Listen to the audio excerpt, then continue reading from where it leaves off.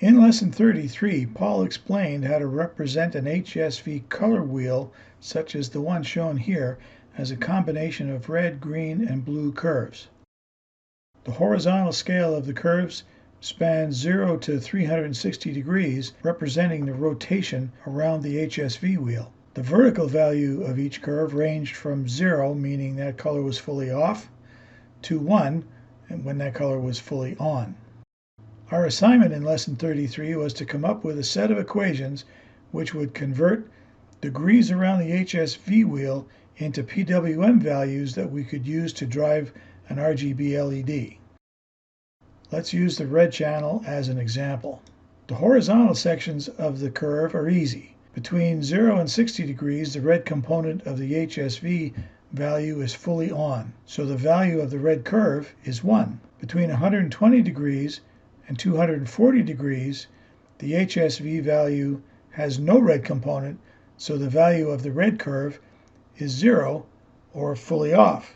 Between 300 degrees and 360 degrees, the red component of the HSV value is full on again, so the value of the red curve is 1 again. The sloping parts of the red curve represent a steady change from full on to full off, or vice versa. These parts of the curve can be described using the formula for a straight line, y equals mx plus b, where m is the slope of the line and b is the y-intercept of the line. As we have done for many of Paul's assignments, we calculate the slope of the line with the formula shown above. Once we know m, we can use it in the next formula to calculate the y-intercept, b. In this case, we could have estimated b by I by extending the line until it intercepted the y-axis, here at 2. Next, we calculate the rising part of the curve. The process is the same.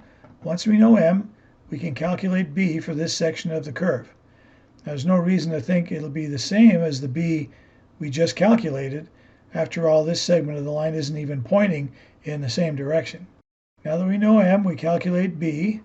We also confirm our calculations by I by extending the line segment until it intercepts the y-axis. Repeat these calculations for the green and blue curves. You'll probably not be surprised to see that there are only 2 slope values. Regardless of color, the slope is minus 1 over 60 for falling line segments and positive 1 over 60 for rising line segments. This makes sense because all the line segments look equally steep. There are, however, 2 y-intercepts for each curve. This also makes sense because, as you can see above, each line segment hits the y-axis at a different place. So here's the result of our calculations. For slope, the rising segment has a slope of plus 1 over 60. The falling segment has a slope of minus 1 over 60. The y-intercept for red, there's 2 of them.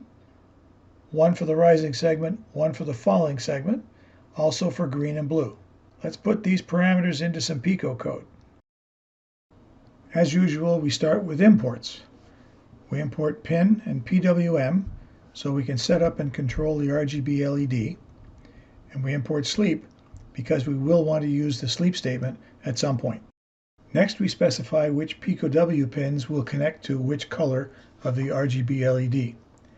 We declare the RGB PWM objects and set the PWM frequency to 1000 and turn each LED off. Here we declare the slope and y-intercept parameters that we calculated earlier. And then in a while true loop, we use a for loop to increment through all the degrees around the HSV color wheel. We use a series of if statements to test each degree to determine which section of the RGB curve we're in and apply the appropriate conversion. We multiply each color value by 65535 to put it in the correct range for PWM use. Remember to make the result an integer. PWM only accepts integers. And we have a slight delay inside the for loop and a longer one before the for loop restarts. And here's how it looks. Well, that's it for this assignment. Any and all comments are welcome. Don't forget to like or dislike the video before you go. And feel free to subscribe. Don't forget the notification bell. We'll talk to you next time.